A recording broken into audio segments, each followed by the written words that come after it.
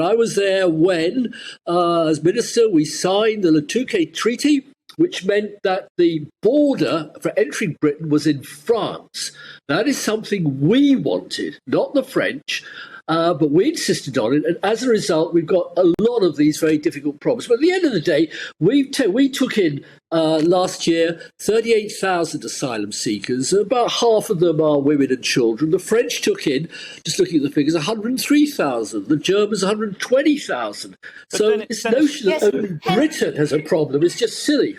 Dennis, surely, we're not talking about numbers here. We're talking about whether, firstly, are these people refugees? The answer is very clearly no. A vast number of them are not. You look at the video footage, you look at the country's origin, and there is nobody, and this is a fundamental point for me, there is nobody who transits the European Union to get to the North French coast with the intention of coming to the UK unless they want to do so.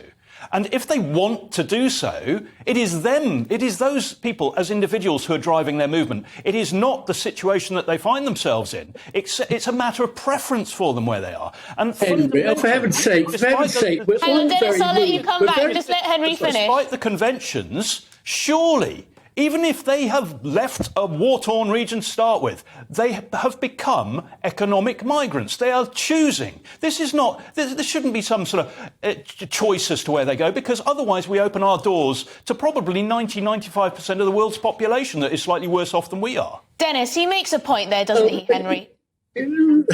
Look, I mean, if you're seriously saying all the Russians, and again, we're taking far fewer than in other European countries, have suddenly become economic migrants because Putin is killing and butchering and torturing them. Dennis, sorry. We ourselves, let me finish. Let Dennis finish and then Henry, hold that thought, Henry. Okay. Let me finish. We, Britain, took part in 4 major regime change destructions of states in the last 20 years. I was involved in them. I'm not hiding my part in it to some extent. Iraq, Afghanistan, Libya and Syria.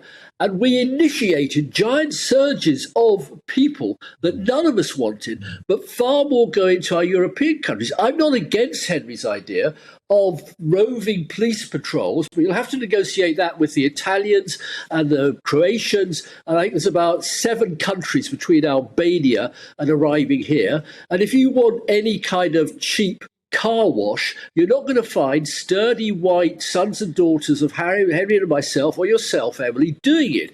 It's lads who come in, they're often under dodgy gangmaster control, who then wash our cars very cheaply. I love to change it all. Hang on, Dennis. Sorry, have I understood you?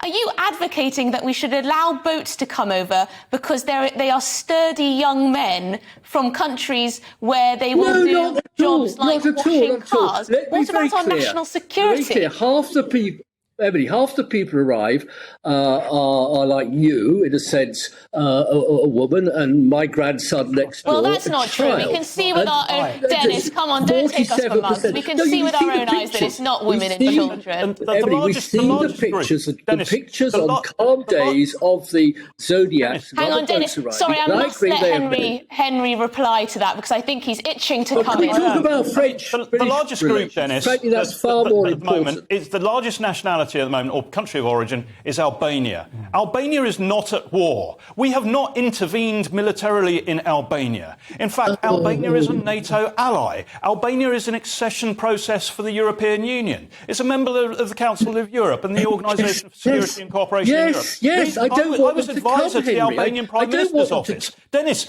why are we taking these people claims for asylum from them? They're predominantly young men. The fact is that they have transited the European Union because they're allowed into the European Union without any visa for 90 days. They make their way to the North French coast, and then they come here. They know perfectly well that they won't get an asylum in the European Union. Dennis, may I just put one point to you, Dennis? You're right. Albania is not in the European Union. They can't transit. They go illegally. It's so easy. I walked across. I lived in Switzerland. You can walk across the Alps just like that. We need to be realistic. Now, it's a long talk, but can we talk for 1 minute, Emily? I mean, this is very interesting, and I don't disagree with Go on, very quickly. Sorry, with Henry. Let's talk about France, UK relations. We've got our future Prime Minister. She called it banter. Actually, it was insulting. When the Argentinians invaded the Falklands, the first person to call up Margaret Thatcher was François Mitterrand, the French president, to give her all the details of the Exocet missiles. Washington at the time was trying to get us to come to an agreement, a sort of surrender to the Argentinians. We've got a difficult hundreds of years of relationship. I agree that. But it's no, when Boris Johnson says to Macron, "Donnez-moi un break," that's his cod French. You don't talk to other countries. You don't talk to Biden Dennis, like that. A friendly nation doesn't impound fishing boats. A friendly nation doesn't threaten to blockade the Channel Islands. The French have not been diplomatic in themselves. Please, Henry, if the French were to come up with some constructive solutions as to how to solve the Channel Islands, I thought we were talking about immigration. Anyway, it does not seem like we're going to agree on this one, and that's why we have these debates, I guess. People will be sitting at home and they'll make their own minds up. Thank you so much for joining me, Dennis, over the video link. You did well putting up your side of the case, and thank you very much, Henry.